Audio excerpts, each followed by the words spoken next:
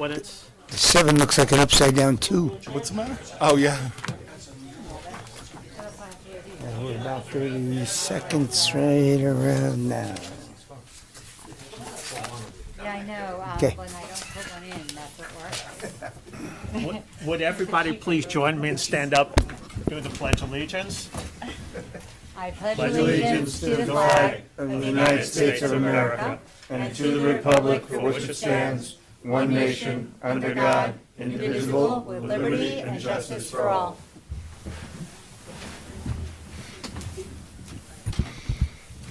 For those of you who do not know me, my name is David Heiser. I am substituting for Mayor Jason Klein. And for those of you who do know me, my name is David Heiser, and I'm substituting for Jason Klein. No matter how you have it, that's it. Sorry, we're a little bit late, but we were in executive session discussing fill-ins for our boards and commissions and some ongoing litigation. Let's see. Our very first item on our agenda is a public hearing, an opening of a public hearing to discuss glass removal during demolition. Can I get a motion to open the public hearing in a second? So moved. Second. Is somebody keeping track of our voting? Yes. Trustee Epstein? Yes. Trustee Crom? Yes. Trustee Morlino? Yes. Deputy Mayor Heiser? I had to make sure you were talking about me. Yes. Okay. So, Chris, you want to?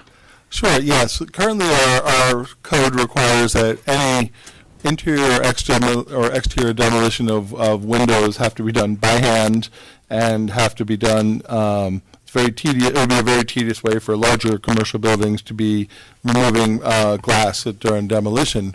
And the recommendation is to modify the local law so that it gives more discretion to the building inspector for properties that are not next to, in residential areas or not have an adjacent building or structure that's impacted by the demolition of a building. And it would take months and months and months to do interior and exterior window removals if you had to do everything by hand. And that's not certainly the intent. The intent of that law, we believe, which is more for residential areas when your homes are closer to each other.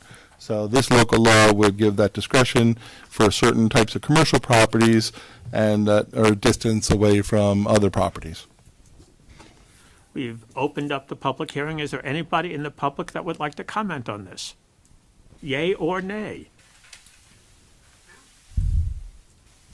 An unexpected voice. Yeah, You just wanted to get up there and talk, didn't you? I have more time for that later. Good evening, Mr. Deputy Mayor, members of the board. David Steinmetz from the law firm of Zarin and Steinmetz here on behalf of Sunrise Senior Living, the 900 King Street contract vendee. Very briefly, I'm here just to say thank you. We know that this law was not proposed specifically with regard to our client's project, but we do know that it was an issue that we raised with the village specifically with regard to the potential project. So we believe it to be prudent for the village to create latitude and flexibility in the building department for a commercial building. I know my client, its architect, its contractor all said, were this building to be demolished with window removal by hand, it would create an unnecessarily protracted construction period. So I'm here to simply say thank you, and we hope the board will proceed with this. You're welcome. Any other comments from the public? What's the distance in your law? It's not a specific distance. The building inspector will basically require plans to show how they're going to be protecting the areas around it. So it'll be more of a plan-based removal process for the demolition. Demolition, as you know, there's a lot of regulations that go along with demolitions and making sure things are done safely. So it's really a process with the building department to make sure it's being done in a safe way. Any other comments? And it only refers for commercial buildings. Can I get a motion to close the Motion. hearing? Second, anyone? Second. Trustee Epstein?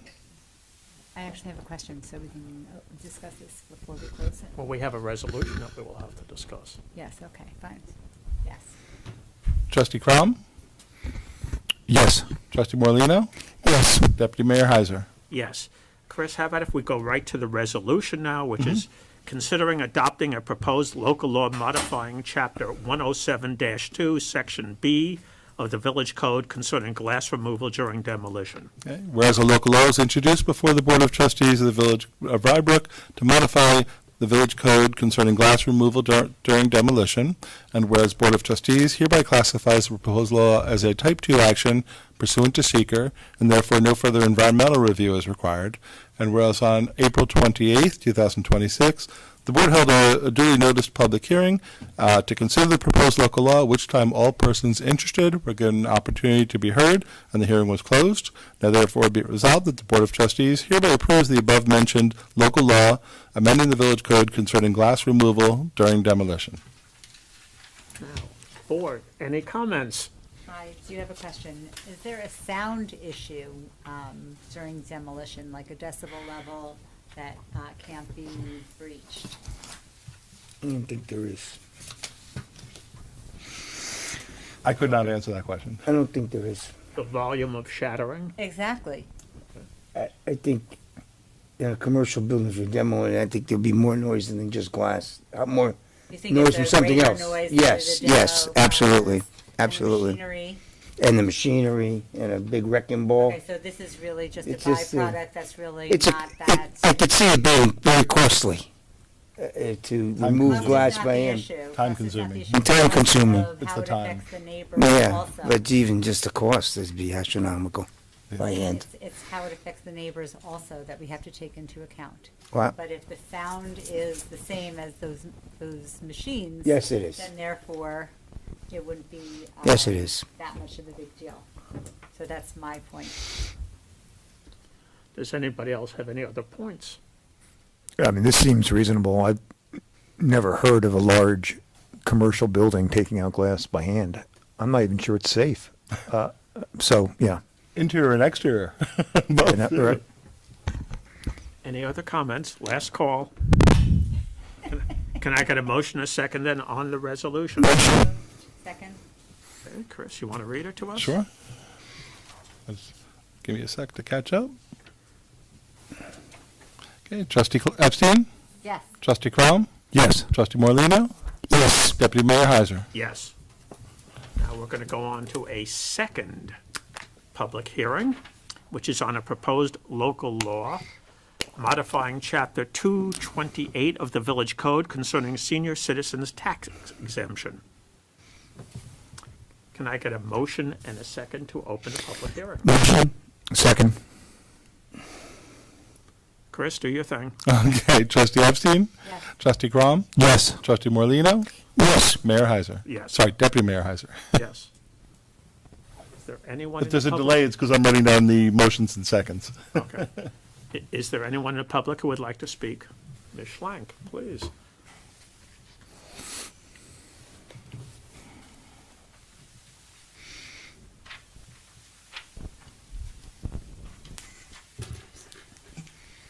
I just have a very brief statement I'd like to make.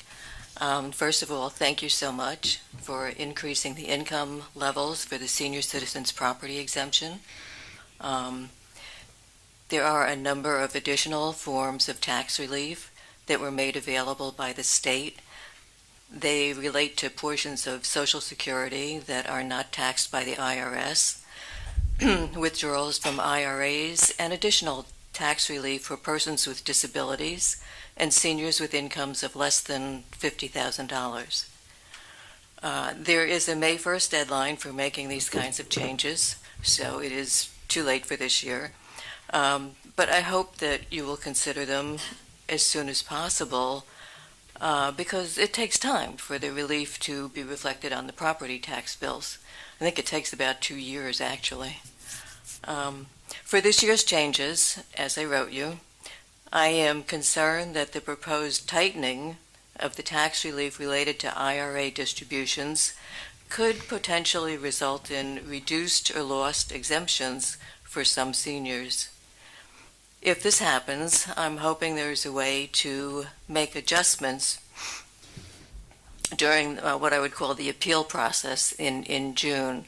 I don't know your reason for tightening the tax relief. I'm hoping you could explain it a little bit more during the public hearing. But regardless of whatever decision is made for this year, I would urge you to try to address the options for property tax relief as soon as they become available in the future. Rybrook has a well-earned reputation for fairness, transparency, and financial expertise. We are relying on you to stay on the leading edge of property tax reform. That's it. Thank you very much. Welcome. Anyone else in the public wish to speak about senior tax exemptions? I would know nothing about this because I'm not old enough, but there may be someone out there. Hearing nothing, can I get a motion and a second to close the public hearing? Motion. Second.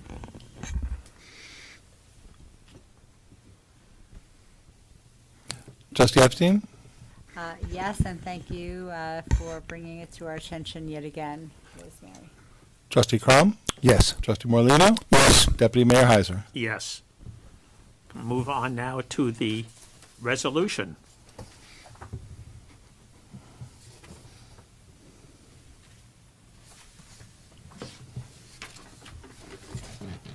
Whereas a local law is introduced by the Board of Trustees to modify the village code concerning senior citizens tax exemption, and whereas the Board of Trustees classifies this as a Type 2 action, so no further environmental review is required, and whereas on April 28th, the Board held a public hearing, gave the opportunity for the interested members of the public to comment and be heard, and the public hearing was closed. Now therefore be it resolved that the Board of Trustees hereby approves the above referenced local law concerning senior citizens tax exemption.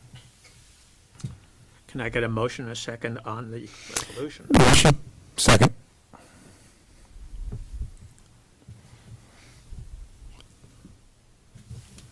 Any comments? Want to start out with Chris? I can You want to clarify talk a little background? where the source of the income addition it was. That was mentioned by Ms. Schlank. This local law was drafted to mirror the Blindbrook school district requirements as well. So for good or for bad, this resolution and these limits reference and mirror the exemptions and the way it's classified with the IRA issue at the Blindbrook. And it's a policy issue, but the issue there is the policy question is whether it's more of an income-based and what types of income are included. So if there's income that's below a certain level, you get certain exemptions. And the question is, should IRA income that comes in annually that you receive on a regular basis, should that be included or not? And that's the basis of the issue, and then the rest of it is really, it's a policy matter on whether or not that should be included in the local law. Okay. Any comments, further comments? Yeah. Comment. I'm, again, very happy you brought this to our attention last year. I was very keen on making sure that we address it this year. And, we're down to the deadline, so this is what we've got. Also, you're correct. The village has been lagging. As you pointed out, last year, the county,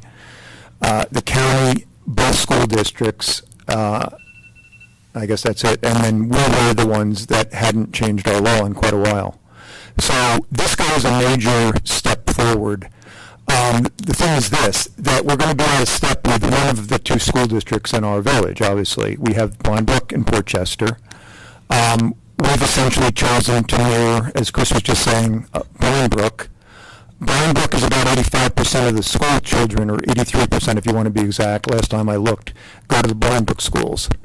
13% of the village children go to the Portchester schools. So if we're going to pick one of the school districts to mirror, it seems like mirroring the Blindbrook makes sense. And also, this is definitely an option that the state, as you pointed out, the state allows us to pick whether the IRA distributions are included or excluded.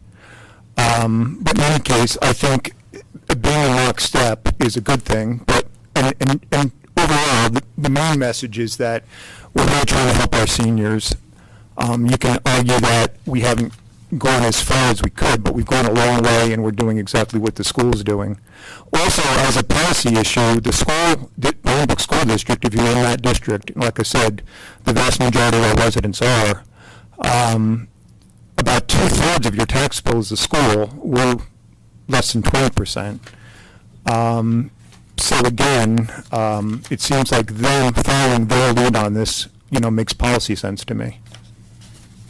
So that's my feeling. So I'm supportive of the law. I think it hopefully will give more relief to more seniors. In terms of the fairness to the rest of the village residents, it's not a big imposition on the rest of the village residents.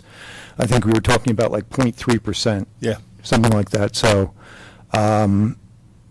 it's going to help a few dozen people in a big way, and the rest of us should be supportive of that, in my opinion. By your math, by the way, it appears that we have a certain percentage, albeit a small one, of truants in our village. I said, what, 83 and 17? 13. You said Oh, 13, sorry. 83 and 17, okay. I'm sorry, I didn't hear that. Pull that closer. Can you hear me or no? I was just commenting that his math was a little bit off, Okay. that's all. So 83% and 17%. Much better. It's good to know that all our children are attending some school. Right. I'm Although, worried. you have the issue, For a second. you have the issue of the private school, but yeah. I wasn't sure if that was what you were doing. No, sorry. Thank you for listening. Sure. Any further comments? Chris, can we have a vote? I know, Rosemary. It's up to you. You want me to call the vote? Yeah. Please. Trustee Epstein? She raised her hand. Oh, I did not see. Did you want to say something?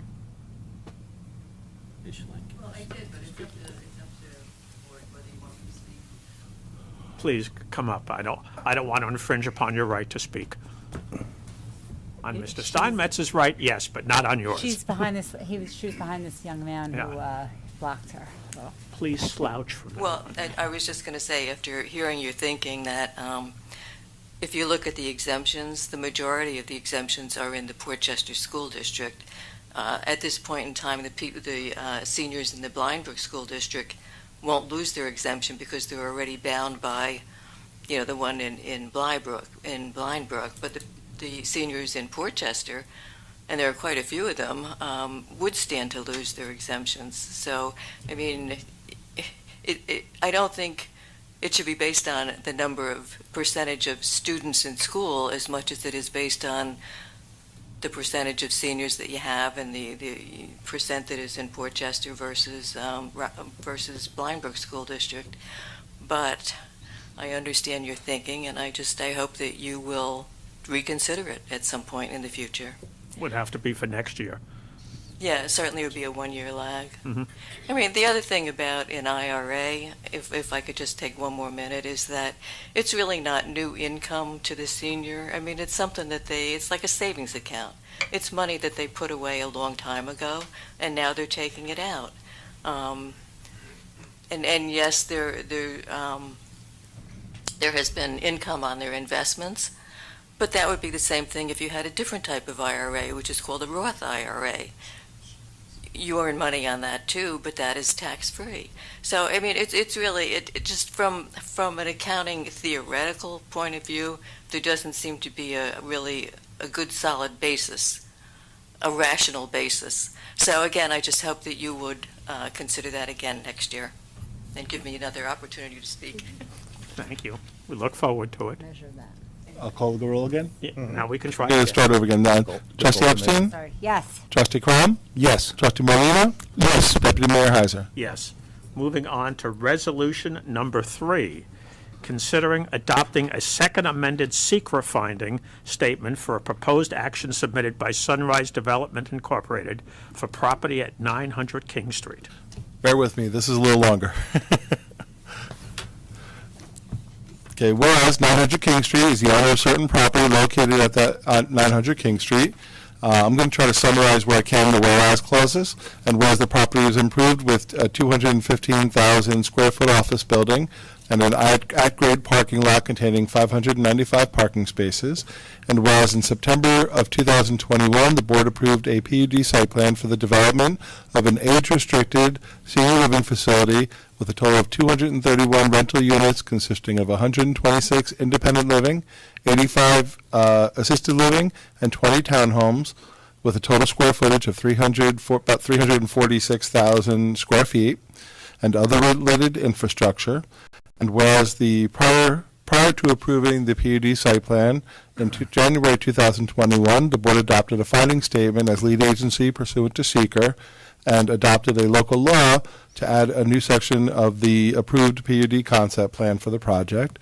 And whereas in September of 21, the planning board approved a wetland and steep slopes permit, and whereas on June of 2025, the board adopted an amended finding statement as lead agency pursuant to seeker, and on June 12, 2025, the planning board approved the amended PUD site plan, and whereas on June 26, 2025, the BOR, the Board of Architectural Review, approved the architectural plans for the amended PUD site plan, and whereas on February 27, 2026, an application was submitted to the village by Sunrise Development as contract vendee for the property, seeking further amendments to the approved amended PUD site plan, which includes the relocation of the townhouse footprints, reconfiguration of the loop road, sidewalk and walking path adjacent to the townhouses, revision of the grading plan for the townhouse area, modification of the routing for the sanitary sewer system, modification of the stormwater system to the garage to add trench drains and an oil water separated for a bypass line, relocation of a generator space, modification of the trash area, reconfiguration of the allocated parking and land bank parking spaces, architectural modifications including the enclosure of 2 shallow exterior patios at ground level to minimally expand and enlarge the adjacent interior spaces. In addition, the addition of exterior roof awnings over a sitting area in the independent living. North courtyards, addition of louvers for air conditioning units under the windows. Building exterior conversion of guards on an upper level balconies from solid wall to aluminum picket rails, and the relocation of select windows to more appropriately work with interior functions. And whereas the planning board is the approval authority for the second amended PUD site plan, and whereas the village board desires to continue its role as lead agency for the project, which is classified as an unlisted action pursuant to seeker, and whereas in March 2026, the Board of Trustees authorized the circulation of the notice of intent to continue its role as lead agency, which is classified as an unlisted action. And whereas in March 25th, 2026, notice of the board's intent to declare lead agency was circulated, and whereas the project was referred to the county planning board in accordance with general municipal law and the county code, and the village received comments from the county planning board, and whereas the village board is in receipt of all application materials submitted by the applicant, including the environmental assessment form, and whereas the village board reviewed and considered the relevant environmental impacts resulting from the changes in the proposed project compared to those previously studied in the prior DEIS and FEIS. Now therefore be resolved that pursuant to the seeker, the village board hereby determines that the project does not result in any significant adverse environmental impacts that were not studied or inadequately studied in the prior environmental impact statement, and therefore no supplemental environmental impact statement is warranted. And be it further resolved that pursuant to state seeker, the board adopts the annexed second amended finding statement, setting forth its finding and conclusions related to the project, which is analyzed in the amended finding statement as a second amended further revised alternative, and based upon the written facts and conclusions, the Board of Trustees hereby finds and certifies the following. 1. It has considered the relevant environmental impacts, facts, and conclusions discussed in the DEIS and FEIS and in the second amended PUD site plan application. 2. It has weighed and balanced the relevant environmental impacts with social, economics, and other considerations. 3. The requirements of seeker and seeker regulations have been met. 4. Consistent with social, economic, and other essential considerations among the reasonable alternatives available, the second amended further reduced alternative avoids or minimizes environmental impacts to the maximum extent practicable, and that adverse environmental impacts will be avoided or minimized to the maximum extent practical by incorporating as conditions of the decision those mitigative measures that were identified in the amended finding statement. And 5, adverse environmental impacts will be avoided or minimized to the maximum extent possible by incorporating as conditions of any second amended PUD site plan approval within the project site those relevant mitigation measures identified in the prior DEIS, FEIS, and this amended statement of findings. And be it further resolved, the village staff or consultants and council are directed to file, circulate, and publish the second amended finding statement in accordance with state law. Thank you, Chris. I know that was a long one. That was a long one. Can we get a motion and a second on the So resolution? moved? Second.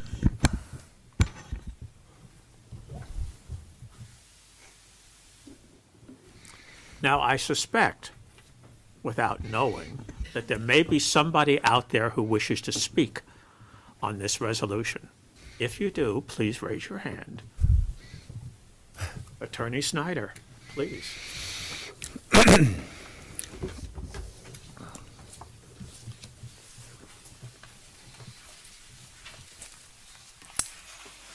Good evening, Honorable Deputy Mayor. Wait, you've never used the word honorable in conjunction with me before. and members of the Village Board. My name is Leslie Snyder.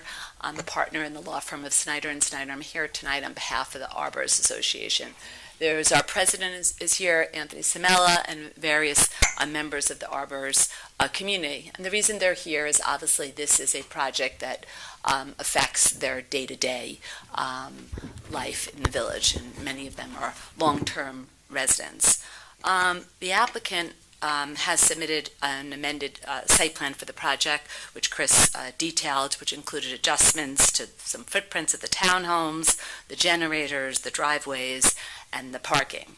And basically, the applicant is asking you to so-called rubber stamp these new second amended finding statement without giving you really any new supporting findings material to substantiate.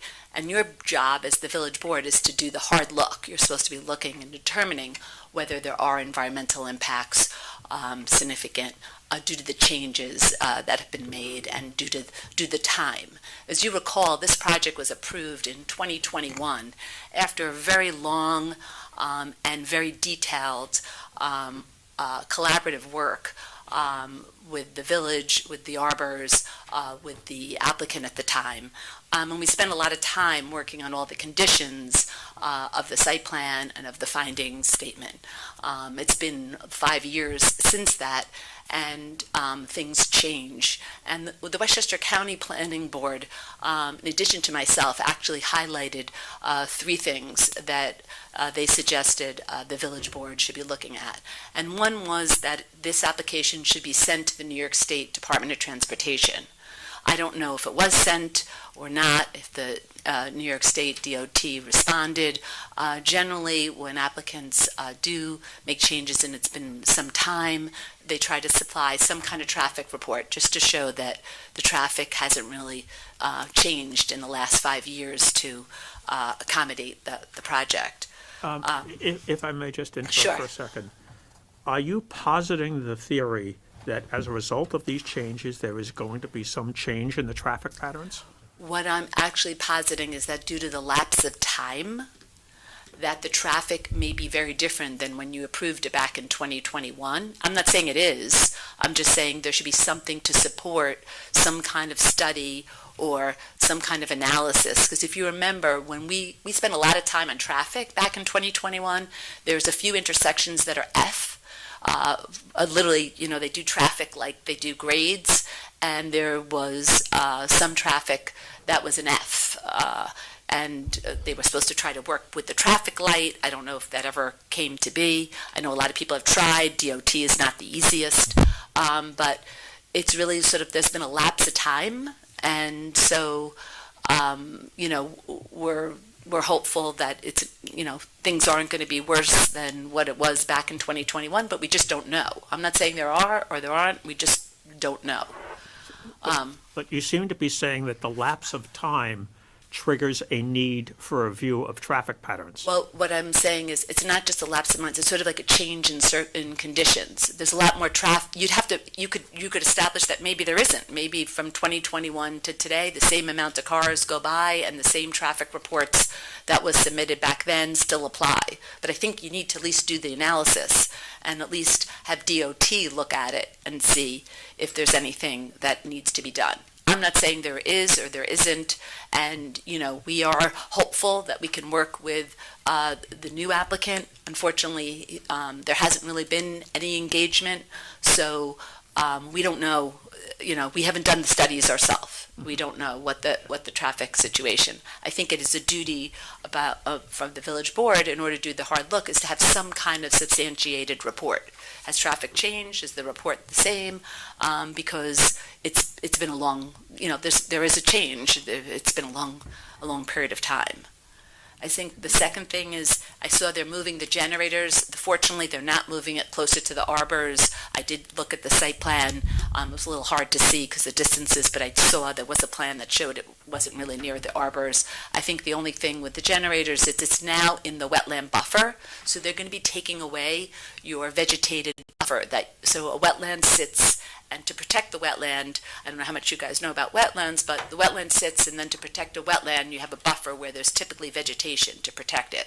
That vegetation is going to be stirred up with the generators, so I don't know if that's been examined. And I think the county remarked that as well, just so that could be addressed.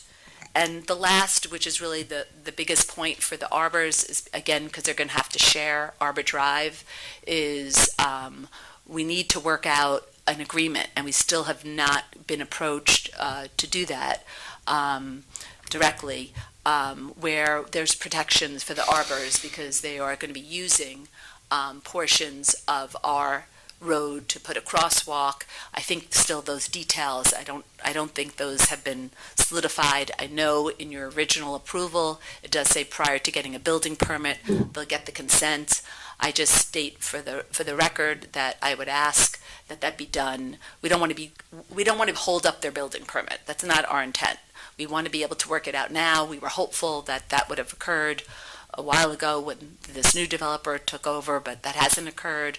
And so we're just bringing it to your attention that we're very concerned about Arbor Drive, and we're hopeful that the protections you put into the resolution, and if there's anything that can be highlighted, that really before they even demolish it, that we should have that worked out, even before a building permit, because we don't want to be holding up their building permit. That's not our intent.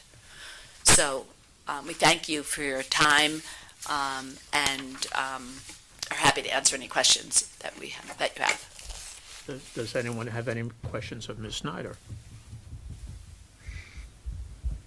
Would anybody else like to speak, Attorney Steinmetz?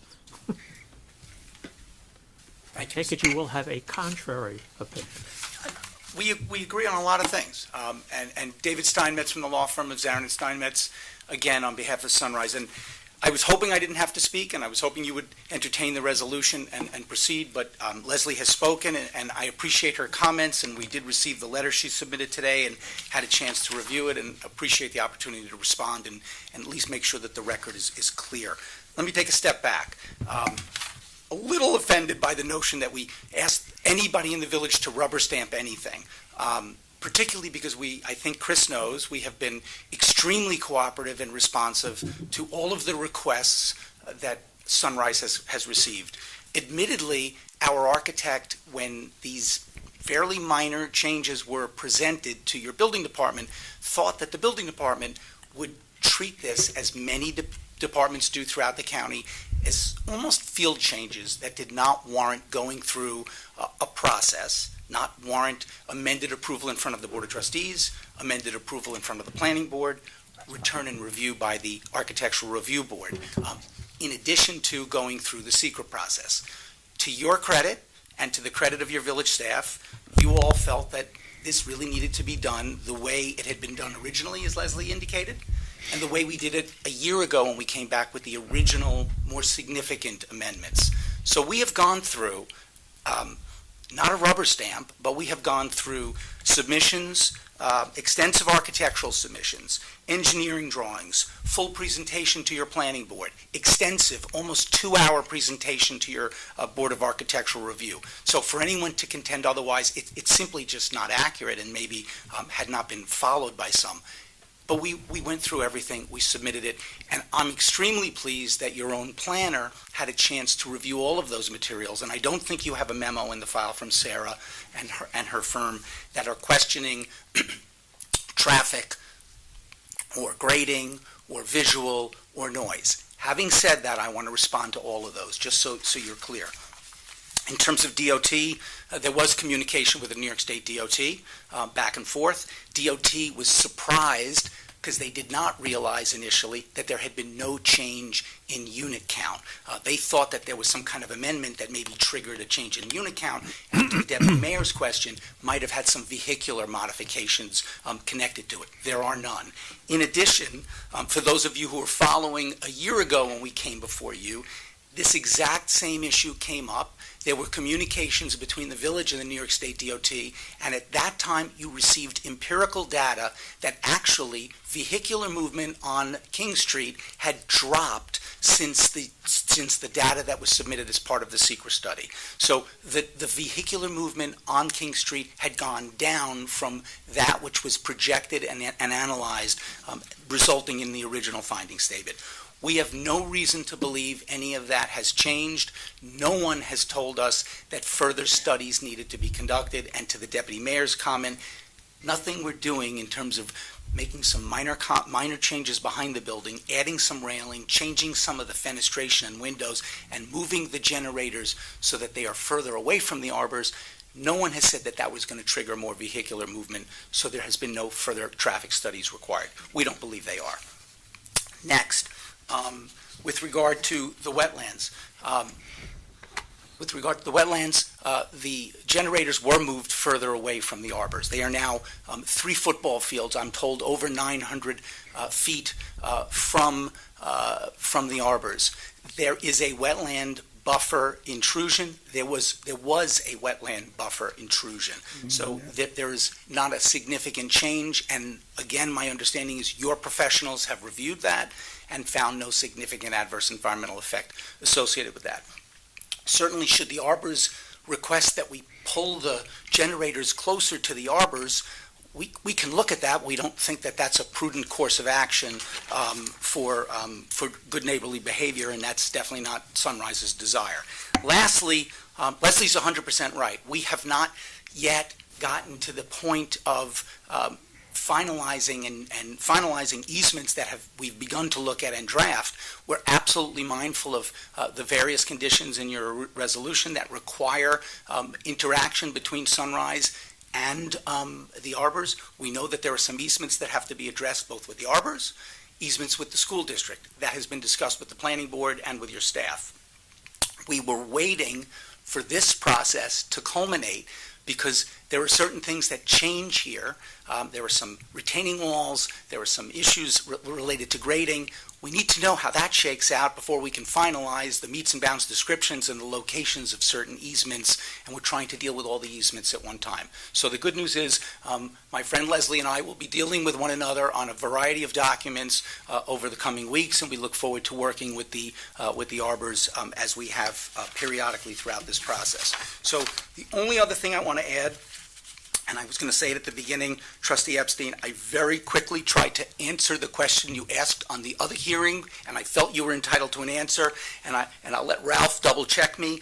Under Section 158-2 of your noise ordinance, there's nothing specifically regarding construction activity and glass window removal, but there is an obligation for anyone doing any work in the village to, quote, avoid making unnecessary noise, and there is a prohibition on the operation of unreasonably noisy machinery. So to the extent that you inquired, will window demolition associated with this project create a problem? There are noise prohibitions already in your code, and you should be mindful of that, and I know my client will have to abide. Thank you for answering. So I scrambled quickly to try to get you an answer. Well Couldn't done. do it before you closed the last hearing, but I certainly wanted to share that. I am happy to answer any questions. I'm delighted to hear our neighbors at the Arbors say that they don't want to see a delay in the issuance of the building permit. We too have been working, I think Steve will tell you, we have been working quite actively with his department. We wouldn't be here with detailed minor changes if we weren't on the final approach. So we are on the final approach to the building permit, which will be preceded by demolition and moving forward with a project that you all have lived with a lot longer than I have. So I hope you will adopt this resolution. I hope the finding statement will be completed. I still need to go back to the planning board, and I believe back to the architectural review board to put a cherry on top of this thing. So we are not done, and I wish I could rubber stamp this, but it has not been a rubber stamp process. Thank you. Any questions for Attorney Steinmetz? Second. He's still up here. In case anybody has any questions. No, you Oh, got from to. us? No. Yeah, the question, one thing you had mentioned was within the next few weeks, you'll be entertaining the Arbors about these easements, but I guess you still have to go to the planning board and architecture review board. That should take place, that all should take place in the next couple of weeks, and I think we're in front of So the we're planning board. talking about a month and a half before you meet with the Arbors, probably. Maybe even sooner. I mean, there's no Okay. reason we can't. Once we know we've gotten through this part, obviously, we've got SECR behind us. It makes it a little easier for us to begin to focus on everything. And I believe the agreement is that's got to get done before a permit is issued. Correct. Correct. Okay. Yeah, relative to the crosswalk and possibly Yeah, with regard okay, to that's anything we're fair. changing on the sidewalk. And just so everyone knows, the next planning board meeting is May 14th. Okay. Any other questions? No, I think that it's helpful to hear that they are required to have this done before the building permit is. Yep. So therefore, you will hear from them, so that's a positive thing. And then the other thing was the generator wasn't a buffer, Correct, and it's still in a buffer Correct. and moved further away from the Arbors, less noise. correct.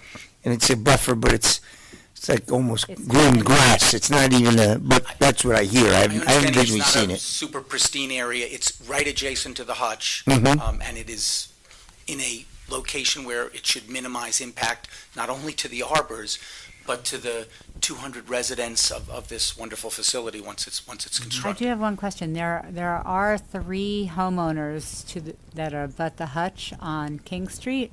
It's moved towards them. I can't answer that. Somebody else. No one raised that with me, so I can't answer that. That's the only. I can. You know what I'm saying? If you look at the property here, so Yeah. here it is here. Here we are. Mm-hmm. There are 3 homes over here. There are drawings, I mean, Sure. I looked myself where it was hard to tell. Is it closer? My only issue is are we moving it closer to the homes that are on King Street? It would be, the question is whether or not it's blocked by the building or not. That's something you'd have to look at. Yeah, they do have a drawing which shows where the generators are, they don't show. I don't think it shows the other homes, does it? Right, Yeah. I don't think it Well, does. we know where the homes are. I don't know if this helps you at all. Well, They're showing that they're relocating. Ms. Snyder, the just to be generators. technical, could you please show that to Mr. Steinmetz so that he will verify that that's an accurate drawing? Well, it's from his. If it's in her hands, I'm sure it is. It's from your website. It's printed. Well, So it's not, It's not. I can't tell how close it is. It's behind their building still, so Trustee it is, Epstein and it Ms. is blocked. Deputy Mayor, if you want me to step out and call my engineer and ask that No, question, we can see it. Yeah, sure. can Not you see it from necessary. there? Can- Yeah. can- Sure, here. Since everybody's I willing don't to, want David to say I made Mickey Mouse know- drawing. She does a lot of things, she doesn't make up the drawing. since everybody trusts Leslie, I am not going to be one that says no. Yes. Yeah. And I think it's really a reminder of the site. So, let's see. This is already relocated generators. Where is Village Hall? I could tell you of all that if you want me to look. Village but- Hall should be over here, but I'll let Chris confirm that. Right, that's what I thought. Chris, right over here? I just can't see from here. Having 2 attorneys examining a map, really, it can't get more useless. It's a blown up, so I, I actually have to, I trust me, they're dealing with this for a living. Village Hall is here. Village Hall is here. Village Hall so is the here. 3 houses that are on Where King is it being Street, relocated? The generator's being relocated. And where was it Here, yeah. before? And where was it? It was, Yeah, so there is properties here. where was the generator before? Over here somewhere? I don't know where they are. Over here, probably. It's hard to tell. They don't distances. The short answer is yes, it is closer than it was in the original site plan. On particularly maybe one property, but the other one probably is blocked by, just me looking at The it, village. it's blocked by some of the building, so the one, it would definitely be closer to at least one home. But further away from many other ones? But further away from the arbors.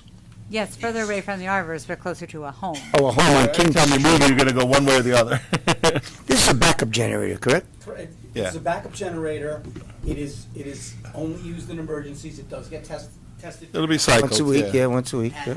And the fact of the matter is, my understanding is, the office building had a generator as well. So there will be a generator, there was a No, generator. it's not a question of the Yeah. generator, it's a I just question want of to make that sure we're the moving record's it. clear on that. Well, anytime you're gonna move it, it's gonna be closer to one way or the other. Those generators have an enclosure that are sound Yeah. attenuated, so. You wanna comment, Michael? Just wanted to Mr. know- Nowak would be Leslie, a could you whole lot please- better to answer the Have a question. microphone, let's use it. Okay.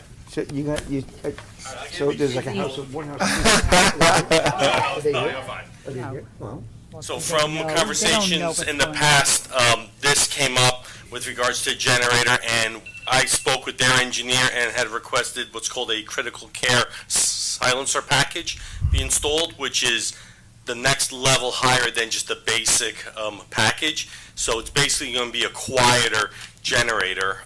There are other generators in this area that operate, so I'm not a sound engineer, but it should not be that detrimental based on the distance from where this is going to be to here. You're still talking about a few hundred feet. I mean, you're probably And talking Mr. about, Nowak, could you just give typically, how are they run on a maintenance schedule? So on a standard maintenance routine, these generators operate once a week at half load or half speed. The new generators operate at low speed, so they're operating much quieter, and they operate for approximately half an hour, to an hour, depending on the manufacturer. These are pretty large units, so I would imagine they're going to run a little bit longer. Then they have a cool down period. That's set to once a week. If need be, we could work that out amongst ourselves if the board wants. We could set up a time during the day or during business Right. hours where these things are operating, so that way they're not running in the evening or something like that on the test mode. And let me just add one thing. It looks like my engineer is verifying what you all concluded, which is to the extent that they have moved farther from the arbors, they are moving slightly closer to a home, but we are still obligated to comply with the village noise ordinance. So this generator can't be any different from any other generator in the village. If it is an unreasonable noise and causing detriment to surrounding properties, it's subject to, it's about the same distance away, about 140 feet. So it is still 140 feet away from the nearest home. Thank you. I did the best I could quickly. No, that was really amazing. So 140 feet is a fair amount of Yes. space. Thank you. Thank you. Leslie, did you want to say something? I would just ask for 2 points of clarification. The fact about the planner memo on the traffic and this DOT response, I don't see that in the record anywhere. So I would just ask that if that is there and that You can look and see if there's something in writing that we haven't included on the development, because we're pretty good about putting the Right, documents that's up. why actually you're really great. I have to applaud Rybrook is the best, honestly, of any municipality I've been to. They always they're very transparent. A lot of places are not as good as you, so I commend you. And I just We'll didn't look. see We'll look for it. any of that. I don't recall what happened. I can But, answer that for Leslie when I- she's done. I have an answer for you. I just think that whatever this is with the DOT is, obviously, traffic is it's inevitable. The second thing I just want to note, because we are talking about the noise, we were talking about the shattering of the glass, just to remind, there was very specific noise barriers that are supposed to be put up with the demolition. That's part of the conditions. I just want to make sure that's noted and reaffirmed. And it was a very specific type of barrier because Absolutely, the it was applicant at the very time, specific. we did a lot of research, thanks to Dan Barnett, who's not here tonight, on behalf of the Arbors. We did a lot of research about noise barriers. Still stands, and that's all in the existing Right, conditions. And so we're less worried about the glass because we knew about the barriers, but I just want to note that for the record, that Yeah. the barriers. We're very mindful of that. We are very concerned that it's been over a year and we really haven't had any agreement with we're just being transparent that we really haven't had any discussions with the developer to get into the details. So we are hopeful that, we don't want to have to bring out a crowd to the planning board and the architecture review board. We want to try to work cooperatively, so anything the village can assist in trying to work collaboratively, we are, willing to do so. But we are very concerned about the road, the responsibilities of the road, this crosswalk that's going to be crossing our road, how the traffic exactly is going to work. Because, there was not great traffic conditions prior to this developer taking it over. There is places on King Street that had an intersection of F, which is, you're never supposed to have an F, which I think is from the Hutch coming off in King Street during, rush hour and things like that. Right. So I'm sure the developer doesn't want that as well, so I'm hopeful that, but I'd like to see what DOT is responding. I'd like to see if there's any mitigation, DOT, maybe they can do something with the traffic light, or, there's a lot of different things that they can come up with now, and I'm a little concerned that this gets passed along and that gets lost. So anything you can do to try to incorporate that would be greatly appreciated. Is there anybody else out there that would like to speak? Ms. Schlank, we haven't heard from you recently. Try again.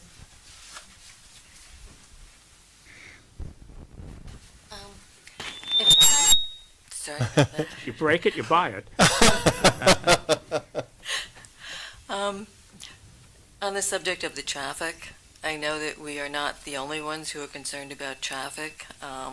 There was intermunicipal, if I'm saying it right, task force on the airport master plan, and they were very concerned about traffic, and I believe that this board passed a resolution saying that there should be a traffic study, and that was last September, and it may well be underway now, or could even be finished. I was wondering, could we get some information about that, if anybody is familiar with it, or can we get an update on what's happening there? On the airport? On the airport, there were a lot of concerns. No, I know what you're referring to. You mean an update on what? Whether or not any... Whether or not they've done the traffic No. study. No. There were a lot of concerns. It was mentioned that some people perceive that there's been a decrease in traffic on King Street, and that was a concern because what's happening is people going to the airport were taking shortcuts through dark private roads, and it really wasn't safe, and they wanted to get the traffic back onto King Street. So if they were making progress with that traffic study, that would be a big help, I think, for all of us. We're kind of straying, but I can tell you that the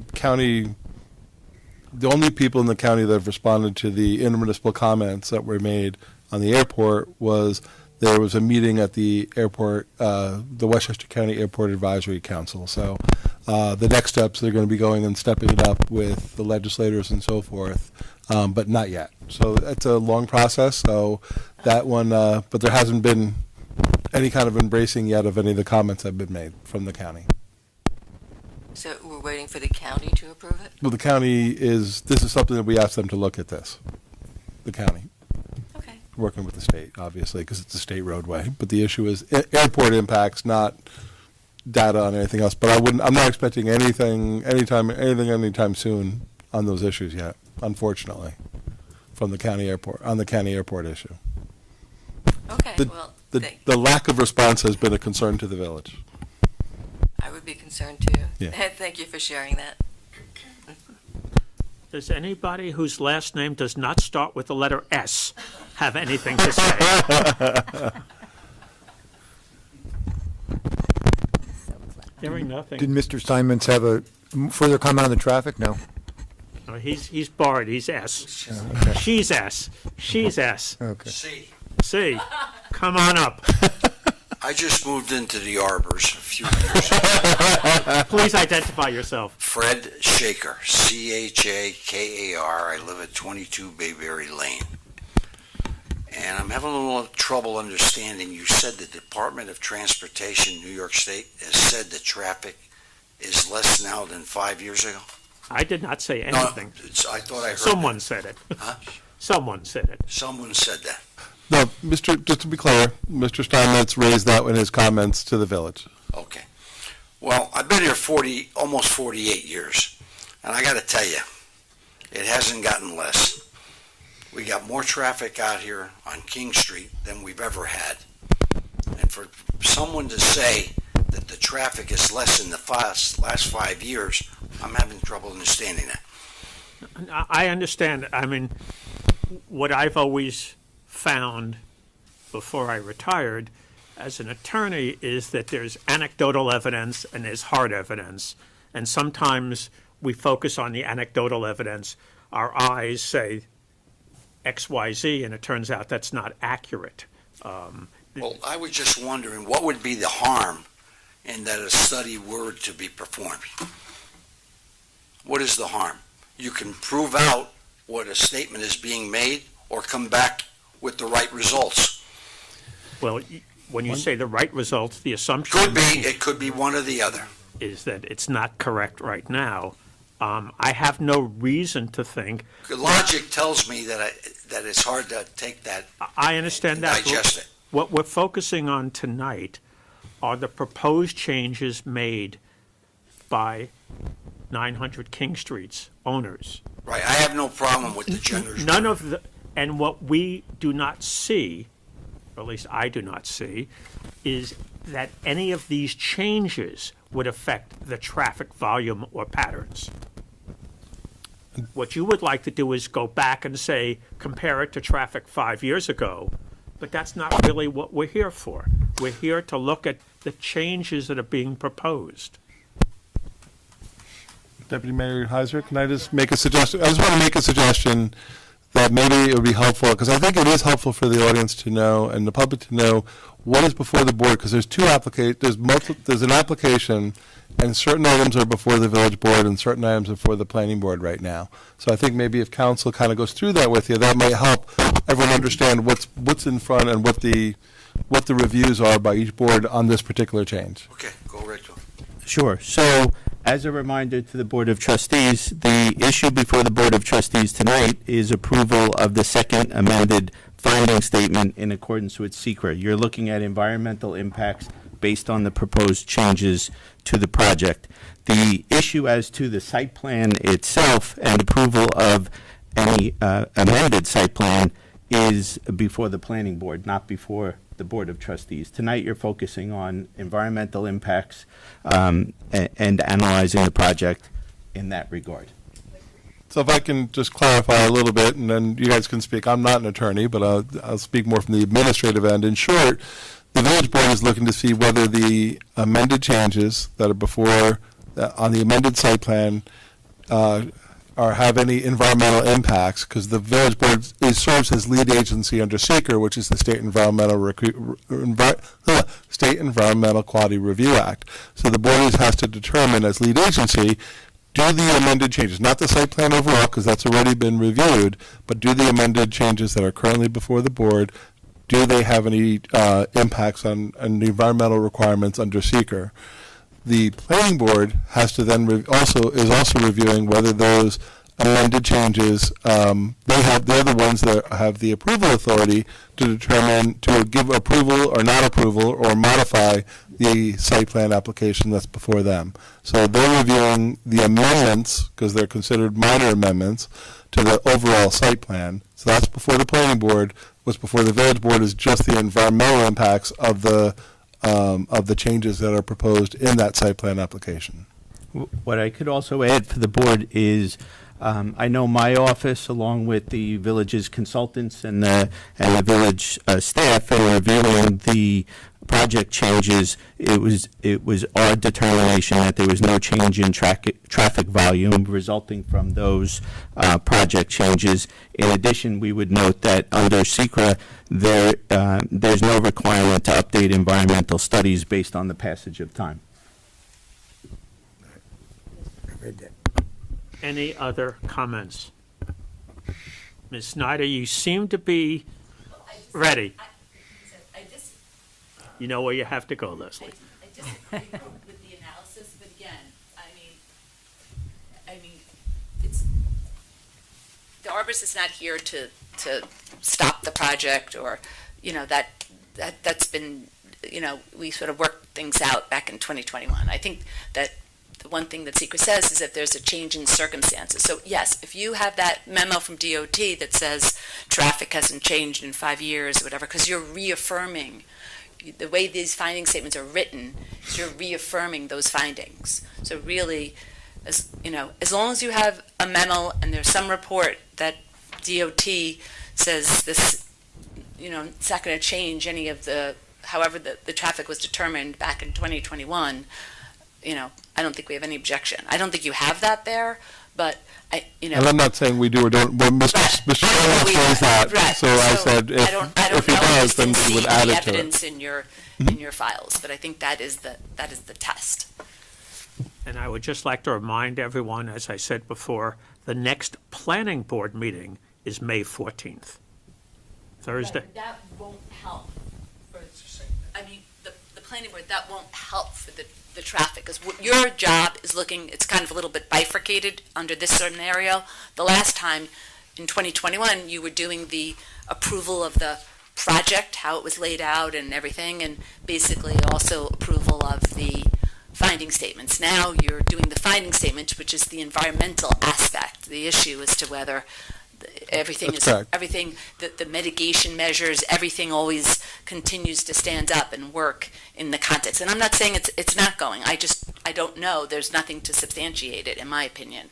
So that's the difference. When we go to the planning board, they're just there to look at the planning changes. No, I understand. Yeah. But to my old attorney ears, what I'm hearing is that you're saying that the passage of time in and of itself would seem to require a restudy of the traffic patterns. I think the real question is whether there's been a change in I myself, I'm not a traffic expert. I myself don't know how many projects now feed into King Street. I mean, they have houses built all the way down, by KTI. They're building Glenville. They're doing this. I don't know your area well enough. So I can't make that. I'm not saying yes, I'm not saying no. I'm just saying someone should look at it because you're reaffirming. If you look at that finding statement, and I tried to say with these mitigation measures and everything, that's your job. You're the hard look. It's not the applicant's job, it's the job of the agency, because this is a project that's going to live in your community. And these people from the arbors are going to have to live with it really every day if they're, I'm not saying there is a traffic problem, but they're going to have to live alongside each other, hopefully in a very beneficial way. I'm hopeful for that. We just haven't seen any sign of it in the last, year. We're hopeful that will come. And I think Mr. Steinmetz had said it will, so I'm hopeful that will work out. Because I think that is a very important thing, that these parties are able to collaborate, because there is a lot of sharing here. There's there's one road in for the arbors. There's, only one way in, one way out. There's a lot of, people using it now, and there is no office building use. So there's going to be a lot of changes. So that's all. That we just want to make sure that there is documentation to support that. Well, whether or not there is a different question. Ms. Snyder is, if you don't mind, what she is saying is that the passage of time, may or may not trigger for the board a need to look at the traffic, and if there's been any traffic changes that could impact it.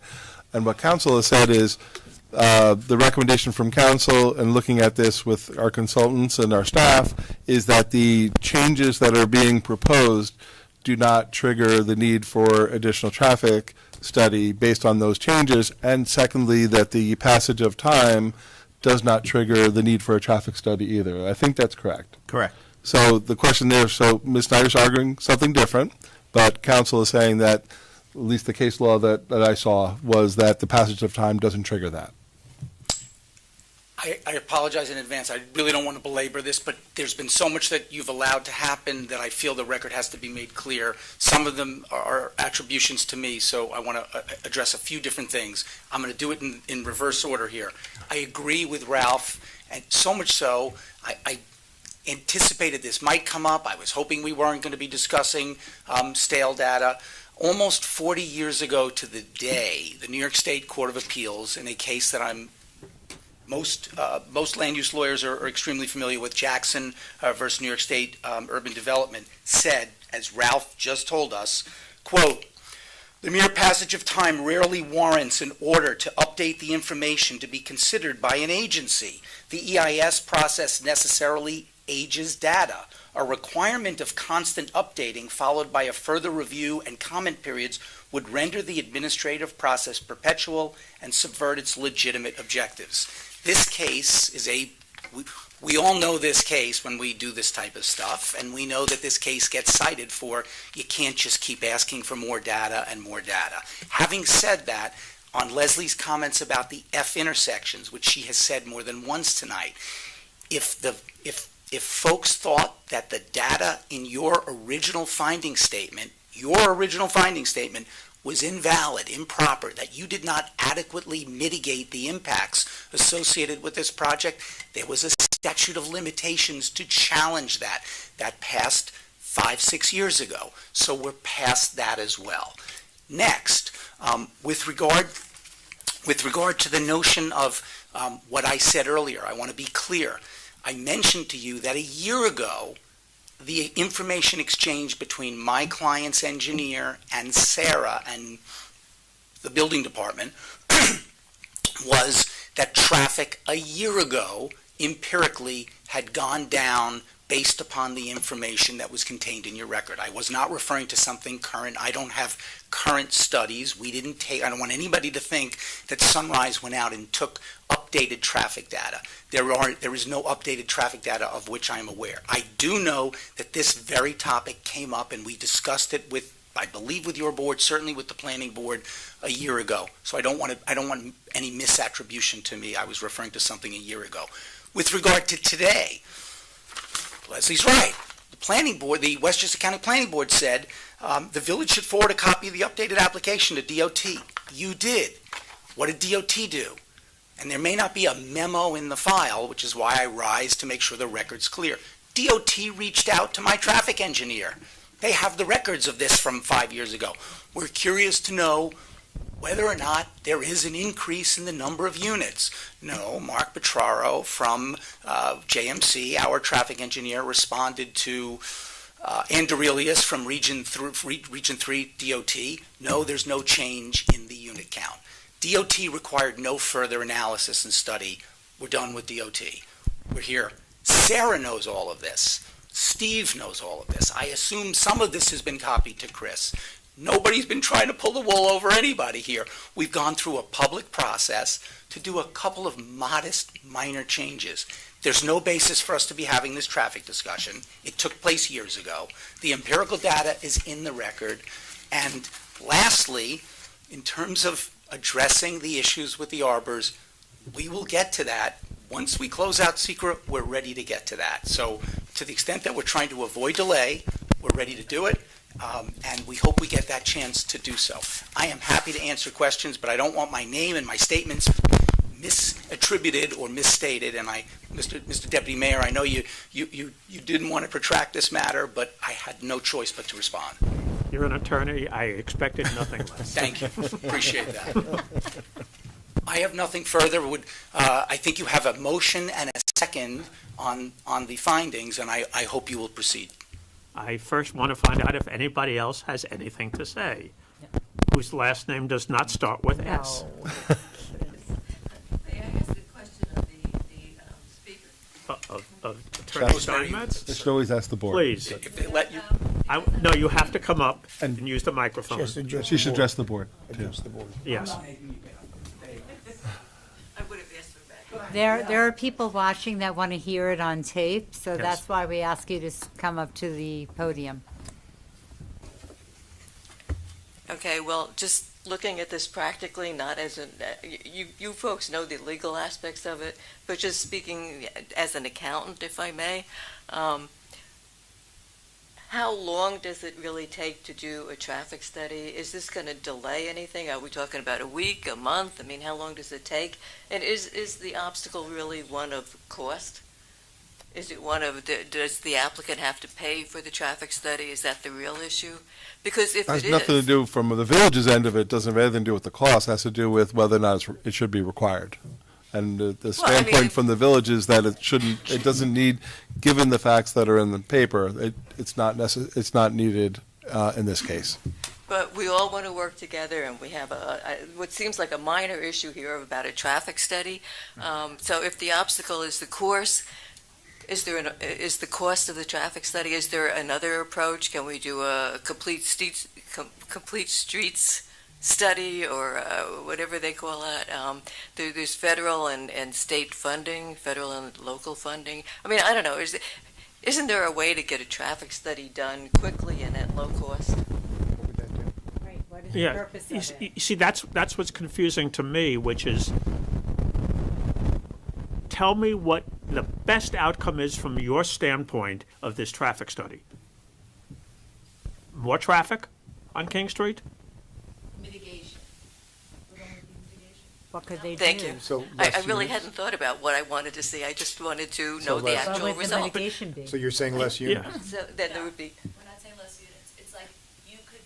Leslie, please, you know the rules. DOT could, DOT can work with this, this whole thing with the signalization has become a big thing now. And so there's a lot of things with signalizations. It's difficult to work with DOT. So I understand the applicants, obviously they're under, I'm sure, time, and time is money, and I appreciate that. So, and I think as long as, your planner has it in the record, then, I think, we would just ask that be made part of the record. Because the only thing that we would get out of it, we're not looking to reduce the units or really change the project at all. It would just be what kind of mitigation. It would be any additional mitigation would be needed. A speed bump, I'm certainly not the traffic expert, but there's a lot more things that are going on in traffic these days. But you'd be talking about something on King Street itself, not on Arbor Drive. I don't know how it works, because I don't know. I don't know what would be necessary. I'm assuming you're correct, but I don't know. I don't know how difficult DOT is with you dealing with the traffic light. Yeah, they generally are very difficult, and they don't want like to do it. change. They don't like change. So that's what I'm saying. A lot of times it's like with the signalization and things like that, which, obviously that's not, DOT is very difficult. It's not really fair for the applicant to be slowed down for that. So, all I would ask is that whatever, and I'm not saying Mr. Steinmetz, I'm sure what he's saying is absolutely accurate, is that it just be made part of the record so we know it was done. And it was reviewed. Well, it is part of it. Anything else? Yeah. Of course. Yeah, no, it's just, look, I'm not kidding. I really didn't want to do this. No, I understand. I really- believe you. This isn't fun, because I don't want to in any way be disrespectful to the Arbors, to my friend and colleague Leslie, but it's like you guys keep allowing it to happen, so I'm going to respond. I have a client who has an approved project in this village. They are allowed to build that project. You, as lead agency under the New York State Environmental Quality Review Act, already analyzed it. I am here on a couple of minor amendments. We've been taken a bit astray in this discussion, but I want to make it totally clear, because Leslie said one other thing that I intended to respond to on my last motion or opportunity to speak to you, and I didn't. She said, well, what else has come online in the ensuing several years? It's a great question. SECRA says we mitigate our project in accordance with your approvals. You gave us approvals in 2021. Anything that this village approved subsequent to 2021 under New York State law, turn to Ralph, that project was obligated to mitigate layered on top of my client's project. So I mean no disrespect to the village, to King Street, to the Arbors, but if you guys have problems on King Street, That's not Sunrise's issue, because you've already adjudicated what Sunrise has to do to mitigate its project. So you're allowing yourselves to be taken into this discussion tonight. It's the wrong discussion for this application, with all due respect, as a matter of New York State law. We want to build our project. You told us what to build. You told us how to mitigate it. I'm here with a couple of doors and windows and making the entrance a little better and bending the loop road. Come on. It's time to close out the secret process and move forward. Let me deal with the arbors on the easements, but this is not the appropriate discussion. I would comment one thing, if the Mr. Heiser, Trustee Heiser, you're okay with that? I am All right. perfectly fine with It that. is, you must also recall, with all due respect, and I'm not the attorney making the argument, I think your argument is correct, the legal argument. That said, the village board is responsible as lead agency to make sure that these changes don't have any environmental impact. Clearly. And to say otherwise, I think, would be disingenuous. It's not accurate. The board needs to be comfortable that if they're going to act on it tonight, that there is no environmental impact. No question. I don't believe there is with the traffic, because we don't have a right to do that. I don't think the changes do. We've given that recommendation, but to say that the board you're saying it's gone astray. Only to the What I'm extent saying we're is, talking but about what I'm traffic. saying is, they need to be comfortable that these changes do not have an environmental impact. Totally agree with So if they're not comfortable, then they should be asking those questions. So having this discussion and listening to both Leslie Snyder and yourself are perfectly appropriate. Totally appreciate that, and don't mean to disagree with you on that specific point. I have not heard one thing that ties any of the changes to a traffic impact. Hence, the discussion about traffic and the length of time that we've talked about mitigating impacts on King Street. The windows and the loop are not changing traffic impacts on King Street. That was my point, and Understood. I apologize if my last comment was vague on that. I didn't mean that to be. And I understand your consternation, but from my perspective, given the importance of this project, I would rather have everybody have an opportunity to speak, even if I don't believe it's necessarily relevant. Better to have everybody air it out, and then we can vote. We certainly have. No, Oh, I thought I you were heard raising enough. your hand. Does anybody Well else put. have anything they wish to say? We were this close. No, I will say to the Arborist people that I'm glad that there's agreement that there's going to be, subsequent to the various processes involved, there's going to be a good discussion between the attorneys to work out, which is obviously a very important issue, on how the road maintenance and logistics on the shared road is handled, and easements, et cetera. So, and that evidently was part of the original 2021. It's remains, we've been assured, this board's been assured, and I know the other boards will be assured, that that's still a condition, that hasn't changed. That seemed to be your biggest point, if I'm taking that right. And I will say that we do take our roles very seriously. I was not on the planning board in 2021. One of my colleagues here on the board, this board was at the time. I was on the planning board for 3 years, from 22 to 25, and so I definitely read the file very thoroughly. I'm definitely very aware of all the issues you've gotten, and very supportive of the arborists. But likewise, also we're also interested in doing well by our new neighbors. You know, the Sunrise Senior Living. And I take all your points, and I'm not one to generally agree with the developer's attorney, but in this case, I David won't let you get away with that. no, in this case, based on our council's recommendation, I'm confident that we're getting good advice, and I'm glad we've had this hearing, but I'm supportive of the finding. I personally am supportive of the finding that these specific changes don't change the environmental impact. If there are no other comments, Chris, can we get a vote on the resolution? Yes. We already have a motion and a second. So now it's Trustee Epstein? Yes. Trustee Crum? Yes. Trustee Morlino? Yes. Deputy Mayor Heiser? Yes. Thank you all. Appreciate your time and your patience. We look forward to resolving everything. So do we. And communication. Absolutely. our meeting is still ongoing, as difficult as it might be for some people to believe. So we're up to resolution number 4, considering the adoption of the Village of Rybrook's fiscal year 26-27 annual budget. Whereas the village administrator, Could you just, outside?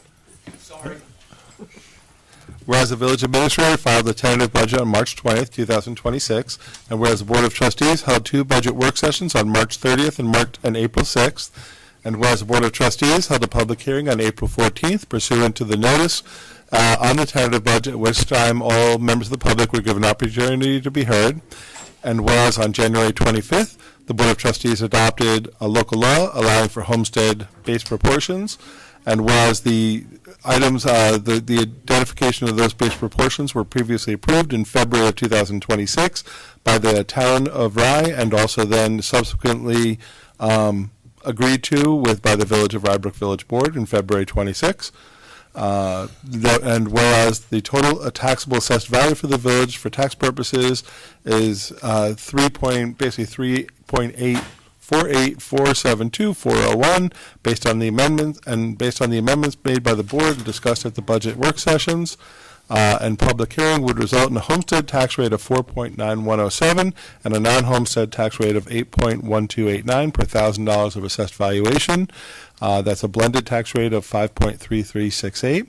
And whereas the village board authorizes the receiver taxes to collect the property taxes necessary to raise the required $20,538,442 tax levy based upon the most updated assessment roll provided by the assessor. And now therefore be resolved that the Board of Trustees makes the following amendments to the tentative budget, which are hereby adopted. And there's a listing of the various increases in revenue, or changes in revenues and changes in expenditures, changes in capital financing, listing of capital projects. There's some amendments that were divided into different types of capital projects, but with almost the same amount, and changes to the license and fee schedule that are listed in the resolution. And be it further resolved, the tentative budget is herein set forth and amended by the Board of Trustees is adopted as the annual budget for the Village of Rybrook for the fiscal year beginning June 1st, 2026. And be it further resolved that the capital projects identified in the 26-27 adopted budget are hereby established and funded for the total amount of $2,024,550. Be it further resolved that the amounts listed therein for payment of principal and interest on indebtedness, and that maintenance account charges identified in the budget be paid, and that all salaries, wages, benefits, and other terms and conditions of employment for all employees, including those not represented by a bargaining unit, shall be paid such salaries and benefits as has been determined by the Board of Trustees. And be it further resolved that the village board does hereby authorize a tax levy for the sum of $20,538,442 for general, capital, and special maintenance account funds, which, based upon the town of Rye assessment roll for the village of Rybrook, applying the approved homestead-based proportions to determine tax rates, would result in a homestead tax rate of 4.9107 and a non-homestead rate of 8.1289 per $1,000 of assessed valuation. Now get a motion, a second on the resolution. Second. Any questions, comments? Just like to say thank you for all your help, the village employees who hard work on this budget. Thank you. Thank you. I was just going to say, We all thank you. I don't want to belabor it. no, Ditto. Yeah. yes, everybody, just thank you very much. It's an extraordinarily difficult process, time-consuming, and you ought to be congratulated and thanked. Trustee Epstein? No. Whoop, sorry, Trustee. Can I make a quick comment? Oh, sorry. I have a few comments. Is that all right? Few comments.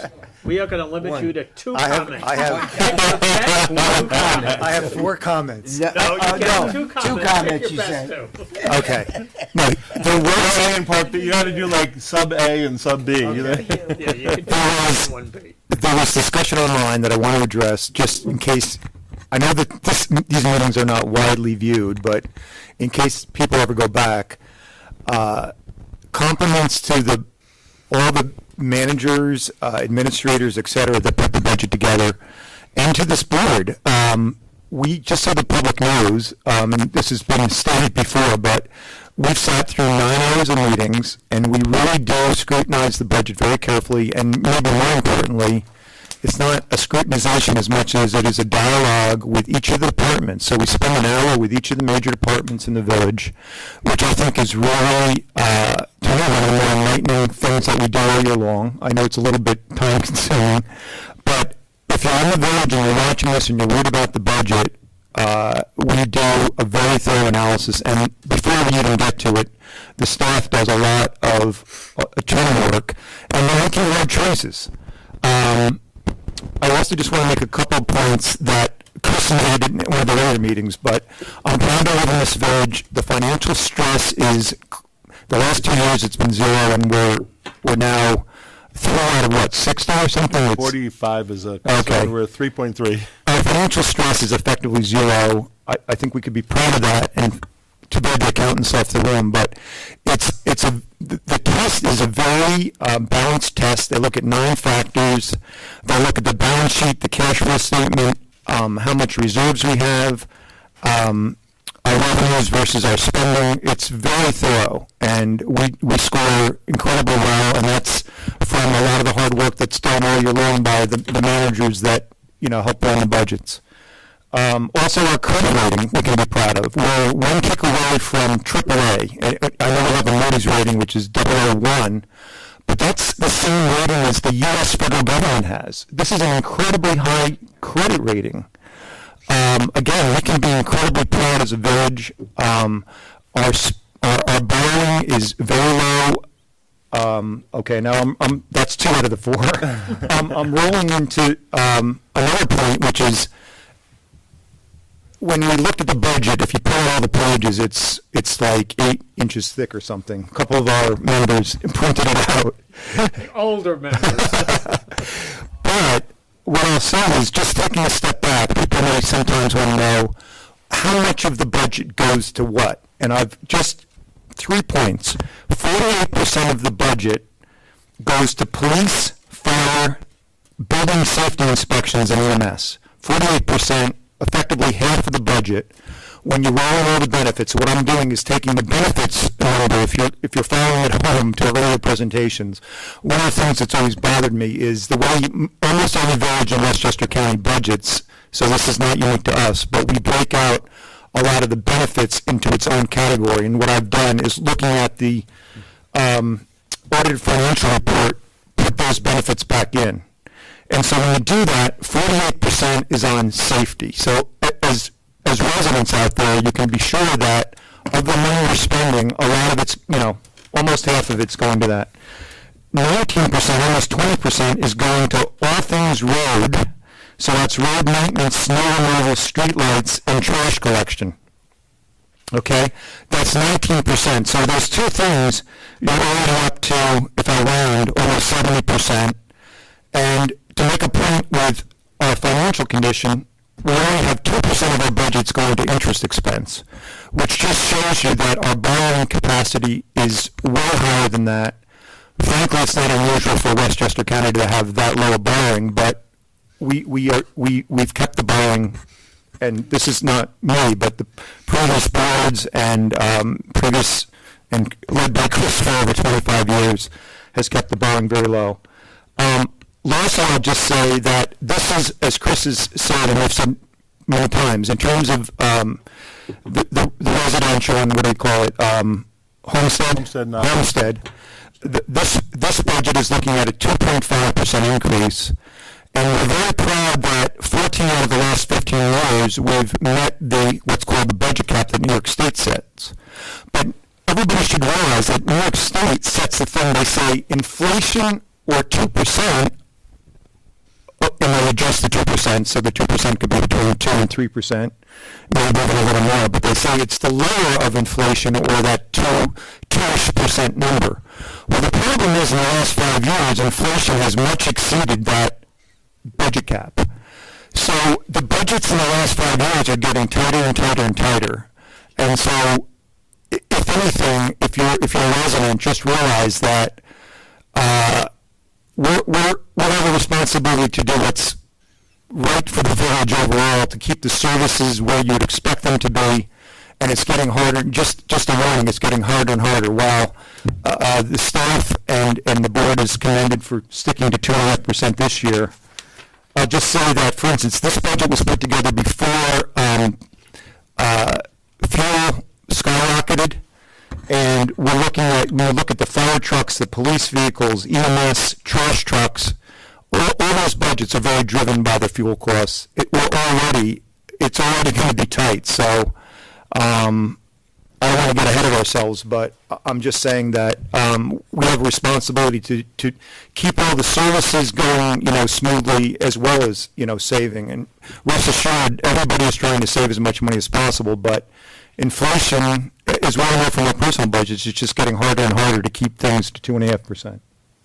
Perhaps with the increase in fuel prices, we shouldn't refer to skyrocketing. Okay. The other thing I'd like to point out, and it was sort of an inadvertent compliment from Attorney Leslie Snyder, is that we are among the most transparent of all the municipalities that she deals with. So if anybody feels as if, gee, why didn't we know about this and why didn't we know about that, look on our website, rybrook.gov, and you will get the information you seek. That's all I have to say. So and most of this has been said before, but this is just my summary of it all. I appreciate all the comments. I think Okay. they're all on point. Thank you. Right. Well put. Chris, we can do a vote now. Okay. Trustee Epstein? Yes. Trustee thank you. Crum? Yes. Trustee Morlino, Yes. Deputy Mayor Heiser? Yes. We are up to resolution number 5, considering the authorization of funds for the 2026 Memorial Day and Veterans Day ceremonies to be paid to the American Legion. Whereas the American Legion will host the 2026 Memorial Day ceremony on May 25th, 2026, and whereas the Village of Rybrook Village Board would like to assist the American Legion with this event, now therefore be resolved that the Village Board will pay $1,500 to the American Legion for its 2026 Memorial Day ceremony and for any potential 2026 Veterans Day ceremony. Can I get a motion and a second, please? Motion. Second.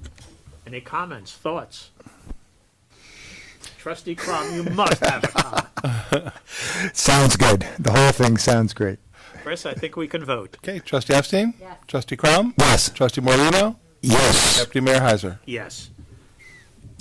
Resolution number 6, considering the authorization of the renewal of a Westchester County Department of Health Food Service permit application to operate a food service establishment at the Anthony J. Pasilippo Community Center. Whereas the Westchester County Department of Health Sanitary Code requires that a food service permit be obtained by the Department of Health to operate a food service establishment, and whereas the Anthony J. Pasilippo Community Center serves and operates a food service establishment and would like to renew their application for such permit in order to comply with all the rules and regulations of the County Department of Health, now therefore be resolved that the Board of Trustees hereby authorizes the Senior Citizen Coordinator to apply for renewal of the food service permit for the 8th Anthony J. Pasilippo Community Center and to execute and deliver to the Westchester County Department of Health for and on behalf of the village a renewal application for a permit to operate a food service establishment and to execute and deliver any and all documents which may be appropriate or desirable in connection therewith. Can I get a motion and a second, please? Second. Thank you. Any comments or thoughts? Hearing nothing, Chris, let's vote. Okay, Trustee Epstein? Yes. Trustee Crum? Yes. Trustee Morlino, Yes. Deputy Mayor Heiser? Yes. Resolution number 7, considering contract number 26-08, Village Hall building repairs. Whereas the Village of Rybrook solicited bids for contract 26-08 Village Hall building repairs, and whereas the bid for this contract was advertised in the Journal News as the official newspaper on April 10th and was also made available in the Empire State Purchasing Group bid system, and whereas at 11 a.m. on Friday, April 24th, all bids were received, were opened as summarized below, and there was a total of 4 bidders that were received: SNP Consultants, Silver Lane Construction, McAfee Solutions, and Best Restoration Services. Now therefore be resolved that following the review of the bids by the Village Administrator and Superintendent of Public Works, the Board of Trustees determined that the lowest responsible bidder meeting the requirements of the contract documents is SNP Consultants of Riverdale, New Jersey, and hereby awards this contract for a total estimated cost of $24,950, plus an add alternate amount of $3,600 for an additional brick facade replacement to SNP Consultants. And be it further resolved, the mayor and administrator are authorized to execute and deliver all documents necessary and appropriate to accomplish the purpose of this resolution. Can I get a motion and a second, please? So moved. Second. You already know what I'm going to say. Yeah, I looked at it and I thought of you. Yeah. We said that actually at the bid opening. We were laughing about that. We said, "Oh boy, It's amazing. this is some spread," and we're going to hear that one. There's only a six-fold difference. And I always say this, I just wonder whether these prospective bidders are looking at the same document. Michael, what do you think about the quality of the, how do we're talking big difference in numbers here. I guess you gotta keep an eye on the lowest bidder when they're doing the work, right? It's kind of like, who are hiring? I mean, they have all the credentials, they have all the insurance, they have all the documents, it's just kind of, Good evening. yeah. The price doesn't necessarily equal quality. Right, By New York state law, we're required to purchase through lowest responsible bidder. bidder, responsible. Unless, correct, well, responsible can be defined a number of ways. We do Yeah, our that's due right. diligence, we do our interviews, having licenses, having Westchester County licensing, New York State licensing, all means qualified. Mm-hmm. Paying prevailing wage means qualified. So there's a number of things that we go through. Like any other contractor, you always got to watch them. You always got to watch who's doing what, who's using what material and products. The only way to not use lowest responsible bidder is to do a RFP, which is a request for proposal, which has other grading matrices that you have to utilize in place to grade these contractors. So, if you want to give me more money to do it, no problem, let's go. But, we fiscally have to go typically by lowest bidder. responsible bidder because it's sometimes hard to justify paying $150,000 for something that could be $35,000. No, I You know, know, it's so, You assume you're getting better. You assume you're getting a better job. Sometimes what we're seeing is that vendors are coming from Long Island many times. Their prevailing wage rates are much higher. Vendors are union contractors. Their benefit packages are almost double what prevailing wage rates are.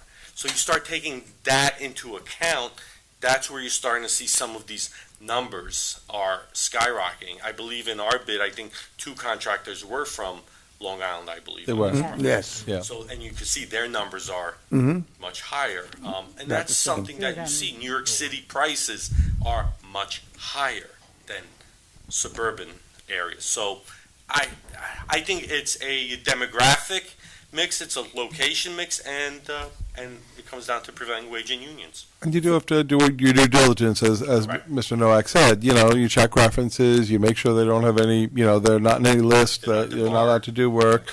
So you have to make sure that it's accurate. But, and just to clarify, you said, Mr. Nowak said how they're union or non-union. That's not a village issue. That's the village's requirement is that they pay prevailing wage. So we can't decide whether or not we select union or non-union. Our standard is, as a government, prevailing wage. Correct. So you must pay prevailing wage is what New York State says. For example, a stucco contractor must pay, let's say, $100 per hour for a Okay, worker.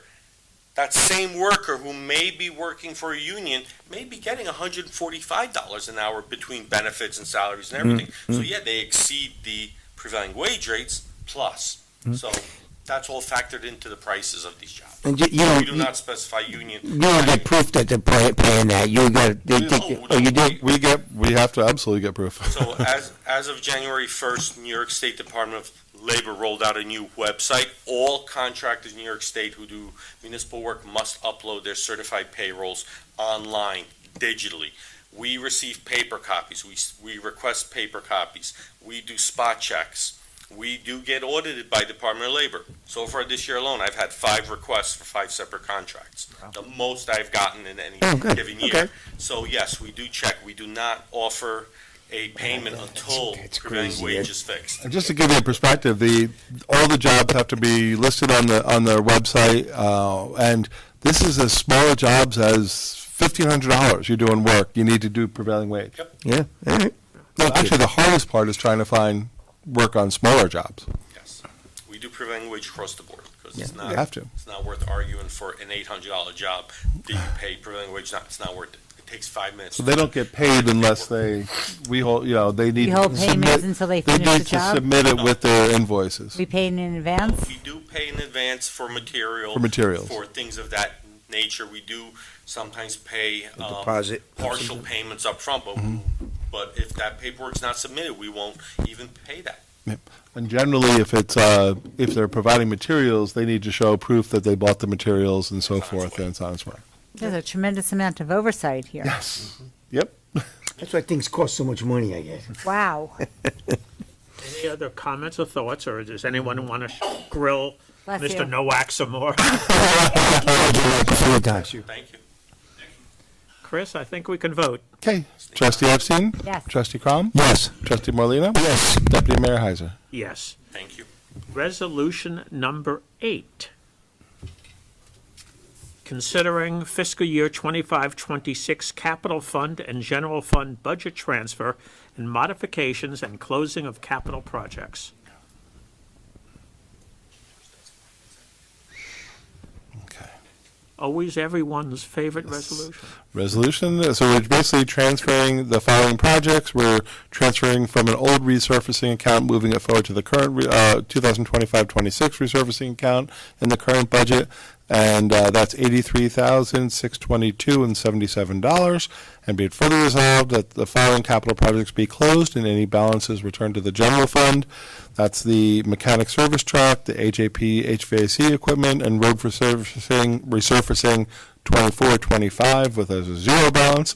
And be it following the following budget modification to facilitate the transfer of funds from the capital fund to the general fund be approved, and that's a transfer in the amount of $80,598.19.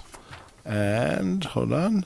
And be it further resolved, the insurance claim funds that were received by the village in April of 2026 regarding damage that occurred to a 2022 Ram 3500 Highway Department pickup truck be appropriated in the general fund to otherwise purchase fund the purchase of a new 2024 Ram 3500 Highway Department pickup truck, and that the following budget modification be approved, and that's an increase in revenues and an increase in appropriations in the amount of $48,685.60, and the net impact on the budget is 0. Can I get a motion and a second, please? Motion. Second. Any comments, thoughts, questions? No. I dare you, trustee. 13. Chris, I think we can vote. 13. Trustee Epstein. Yes. Trustee Crom. Yes. Trustee Morlino. Yes. Deputy Mayor Heiser. Yes. There's Resolution- nothing on 9. Resolution number 9. No, 9 is right council, which we weren't sure if there was going to be any appointments, so that's going to be no action on that tonight. Okay, And then we do have an add-on resolution. okay. Do we have to do the vice chair or no? That's up to you guys if you want to just propose that. Yes, I think we should. Yeah. Can I do a resolution whereas we have a new chair of the airport, what's it called? The Rybrook Advisory Council, Rybrook Airport Advisory Council. A new chair, Jerry Donnelly, has stepped up to be chair, and we've already had a meeting. He's doing a fabulous job.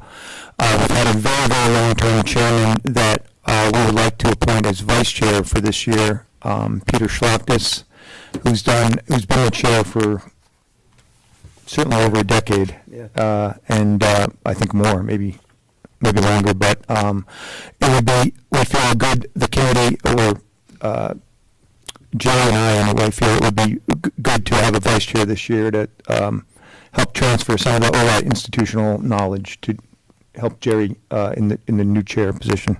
So we have to approve that, I think, if we I'll want just to. say, now therefore be it resolved that Peter Schlachtis shall be appointed as Vice Chair of the Airport Advisory Council for the current fiscal year, the current official year. Thank you. Can I get a motion and a second? Second. Any comments? Yes, so thank you, Peter, very much for all the hard work. You did a tremendous job as chairman. And thank you, Mr. Donnelly, for agreeing to be head of Stepping it. up. Correct, on both fronts. Yes. Yes, thank you for adding that excellent, I agree. A second motion to thank both of them. Trustee Epstein. Trustee Crum. Yes. Trustee Morlino. Yes. Deputy Mayor Heiser. Yes. Administrators report.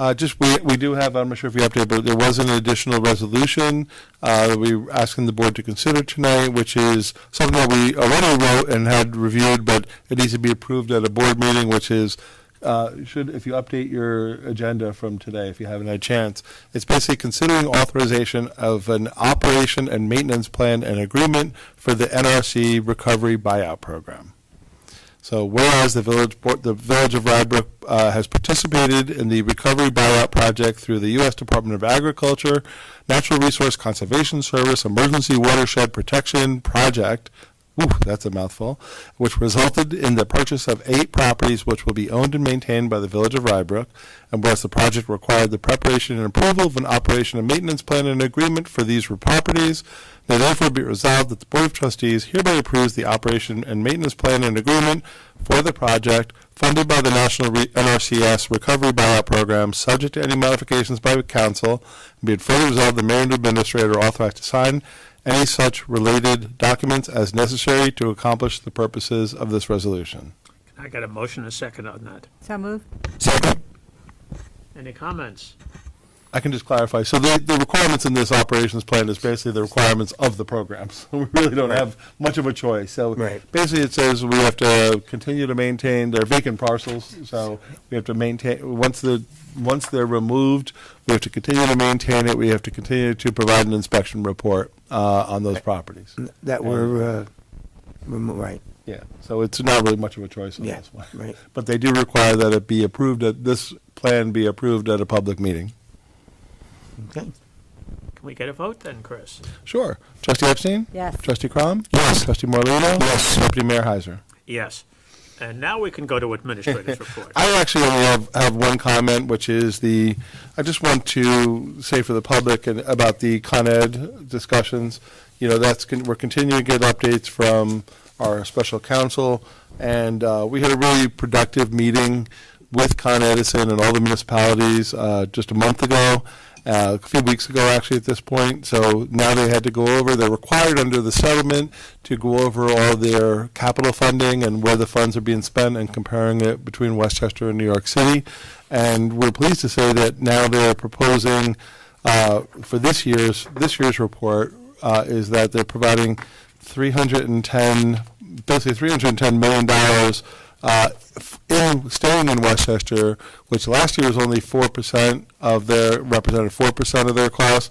Now it's going up to 9%, so it's basically representative of the amount of Westchester customers. We have 9-10% in Westchester. So that's all electric work, so they've raised their capital to be representative of the Westchester residents. So that's a significant improvement over last year and significant improvement for Westchester County residents. They also went through all those projects. They went through other information that we can receive. And also 23% of the Con Ed natural gas customers, the majority, more than is what is represented, is now staying in Westchester County. So that's just some examples. They also talked about how we can do some things on double polls and trying to get more. They're trying to get us more active, trying to give us more access to be able to address the double poll issue that goes throughout the county. That's always a major issue for people. They also talked about a presentation on streetlights and data centers. So it was a really good dialogue, a lot more information that was provided. We're getting more information, which we can then make improvements in the community as a result of some of the access that they're providing and information they're providing to us as well. So that's all I have for tonight. Does anybody have anything else to say? In that Job case- well done. Well, I think we should, by acclamation, wish Mayor Klein that he feels better. Yes. Our next two meetings will be on May 12th Oh, yeah. and May 26th. Come in, yeah. And thank you, everybody, for putting up with me. Okay. Have a good evening. Thank you. Thank you. Thank you. Thank Job you. well done. That's what I meant. Great job, David. Good job. Great job, David.